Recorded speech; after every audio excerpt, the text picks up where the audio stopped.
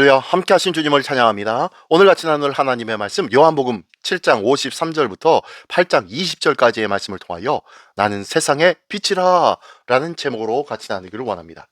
자, 앞에서 계속 이어집니다. 초막절에 분주함이 지나가고 사람들은 각기 집으로 돌아갔습니다. 그러나 예수님은 감난산으로 가셨다가 이른 아침 다시 성전으로 나오셨죠. 그때 갑자기 소란이 일어납니다. 한 여인이 사람들 가운데 끌려 나옵니다. 가늠하다 현장에서 붙잡혔다고 하네요. 종교 지도자들은 율법을 들이대며 묻습니다. 모세는 돌로 치라 하였나이다. 선생은 어떻게 하겠나이까? 라고요. 그들의 손에는 돌이 들려져 있었고 마음에는 정죄가 가득합니다. 여인은 고개를 들지 못한 채 서 있네요. 그 자리에는 어두움밖에 없습니다. 율법의 이름으로 사람들을 무너뜨리는 아주 차가운 어둠이었죠. 자, 그 내용 한 절 한 절씩 읽으며 같이 나눌까요? 먼저 요한복음 7장 53절부터 8장 11절까지의 말씀입니다. 다 각각 집으로 돌아가고 예수는 감람산으로 가시니라. 아침에 다시 성전에 들어오시니 백성이 다 나오는지라 앉으사 그들을 가르치시더니 서기관들과 바리새인들이 음행 중에 잡힌 여자를 끌고 와서 가운데에 세우고 예수께 말하되 선생이여 이 여자가 간음하다가 현장에서 잡혔나이다. 모세는 율법에 이러한 여자를 돌로 치라 명하였거니와 선생은 어떻게 말하겠나이까? 그들이 이렇게 말함은 고발할 조건을 얻고자 하여 예수를 시험함이라라. 예수께서 몸을 굽히사 손가락으로 땅에 쓰시니 그들이 묻기를 마지 아니하는지라. 이에 일어나 이르시되 너희 중에 죄 없는 자가 먼저 돌로 치라 하시고 다시 몸을 굽혀 손가락으로 땅에 쓰시니 그들이 이 말씀을 듣고 양심의 가책을 느껴 어른으로 시작하여 젊은이까지 하나씩 나가고 오직 예수와 그 가운데 섰는 여자만 남았더라. 예수께서 일어나사 여자 외에 아무도 없는 것을 보시고 이르시되 여자여 너를 고발하던 그들이 어디 있느냐? 너를 정죄한 자가 없느냐? 대답하되 주여 없나이다. 예수께서 이르시되 나도 너를 정죄하지 아니하노니 가서 다시는 죄를 범하지 말라 하시니라. 아멘. 아멘. 네, 예수님은 몸을 굽혀 땅에 무언가를 쓰십니다. 아무 말씀도 없이 잠시 침묵하시죠. 그리고 조용히 말씀하십니다. 너희 중에 죄 없는 자가 먼저 돌로 치라. 그 한마디가 번개처럼 사람들의 양심을 비추기 시작합니다. 하나, 둘, 돌이 떨어지는 소리가 들립니다. 나이 많은 자로부터 모두가 하나씩 떠나가고 결국 예수님과 여인만 남게 됩니다. 그리고 주님은 묻습니다. 너를 고발하던 자가 어디 있느냐? 주여 없나이다. 나도 너를 정죄하지 아니하노니 가서 다시는 죄를 범하지 말라라고 말씀하시네요. 빛이 비추니 죄는 드러납니다. 그러나 그 빛은 여인을 짓밟지 않습니다. 오히려 그 여인을 일으켜 세우네요. 예수님의 빛은 정죄를 멈추고 새로운 삶의 길을 열어주는 생명의 빛인 것입니다. 우리도 종종 많은 사람들을 향해서 돌을 들기도 하지요. 다른 사람의 허물을 보며 쉽게 판단합니다. 그러나 주님의 빛 앞에 서면 우리 역시 용서받을 수 없는 죄인임을 다시 한번 깨닫고 그럼에도 불구하고 용서받은 죄인이었음을 감사해야 되지 않을까요?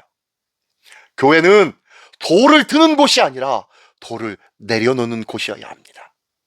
서로를 향한 정죄의 돌을 내려놓고 서로를 끌어안고 가슴에 품어줄 줄 아는 곳이 바로 교회인 것입니다.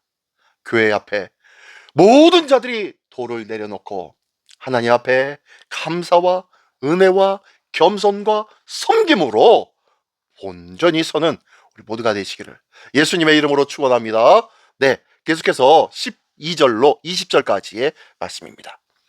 예수께서 또 말씀하여 이르시되 나는 세상의 빛이니 나를 따르는 자는 어둠에 다니지 아니하고 생명의 빛을 얻으리라.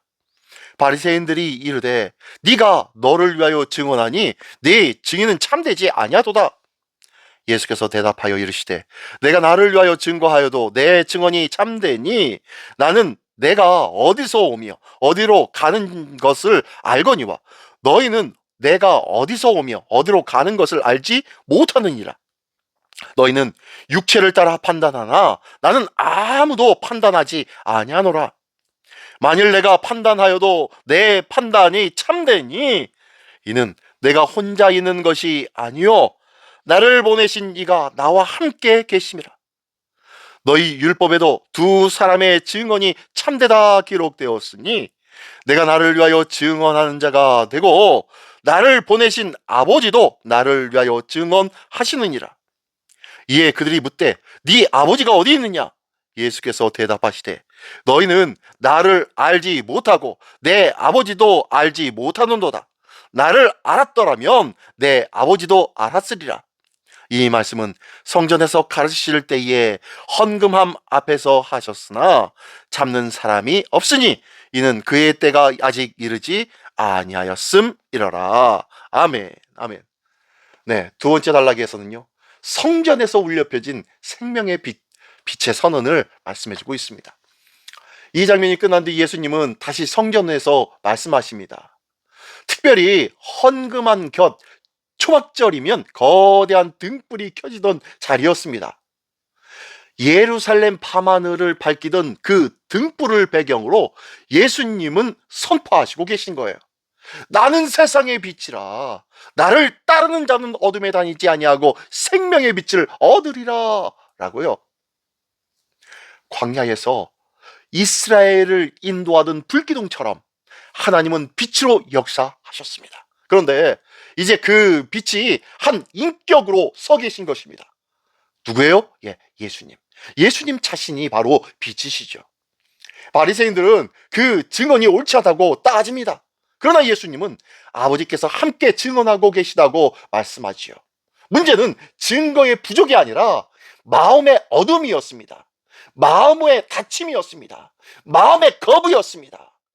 빛이 비추고 있지만 그들은 눈을 감고 있었고, 그리고 장막으로 덮어서 빛을 보기 싫어하고 있기 때문입니다. 오늘 우리의 삶에도 많은 불빛이 있습니다. 성공의 빛, 물질의 빛, 인기의 빛, 권세의 빛. 그러나 그것은 잠시 번쩍이다가 사라질 것이지요. 참된 빛은 오직 예수 그리스도뿐인 줄 믿습니다. 그 빛은 길을 보여주고 생명을 주고 어둠을 몰아내며 영원한 안식을 주는 빛이라는 것이에요. 주님은 빛을 보라고 하지 않으시고 나를 따르라고 하십니다. 왜요?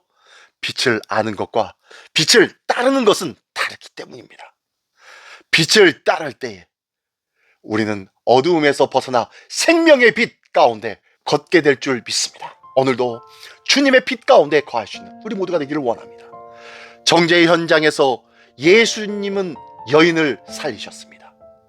그 여인을 살리신 빛, 성전에서 세상을 향한 선포된 빛, 그 빛은 오늘도 우리에게 비춰지고 있다는 것을 믿으시기 바랍니다. 나는 지금 돌을 들고 있습니까? 아니면 빛을 따라 걷고 있습니까? 예수님은 여전히 말씀하고 계신 거예요. 나는 세상의 빛이라 라고요. 오늘도 빛 대신 예수 그리스도를 따르는 우리 모두가 되시기를 예수님의 이름으로 축원합니다. 기도하겠습니다.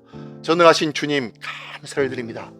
세상에 빛이 되어 주신 주님, 우리의 어두움을 비추어 주시고 손에 들렸던 돌들을 내려놓게 하신 주님, 이제는 정죄가 아닌 회복의 삶을 살게 하여 주시옵소서. 날마다 주님의 참된 빛을 따라 걷는 믿음의 하루하루가 되게 하여 주시옵소서. 알고만 있었던 그 빛을 따라 걷는 복된 행함이 나타나는 한 날 한날들이 될 수 있도록 인도하여 주시옵소서. 오늘도 행함으로 말미암아 참된 생명의 삶을 누릴 수 있도록 인도하여 주시는 우리 주 예수 그리스도의 이름으로 기도드리옵나이다. 아멘.